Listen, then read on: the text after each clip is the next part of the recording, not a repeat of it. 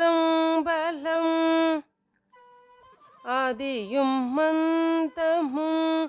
எல்லாரும் பெரும் சோதியையாம் பாட கேட்டேயும் வாழ்த்தடங்கண் மாதே வளருதியோ வன்செவியோ நின் செவிதான் மாதேவன் வார்கழல்கள் வாழ்த்திய வாழ்த்துளி போய் விதிவாய் கேட்டலுமே விம்மி விம்மி மெய் மறந்து போதாரமலியின் மேல் நின்றும் புரண்டிங்கன் ஏதேனுமாகாள் கிடந்தால் என்னே என்னே ஈதேயம் தோழி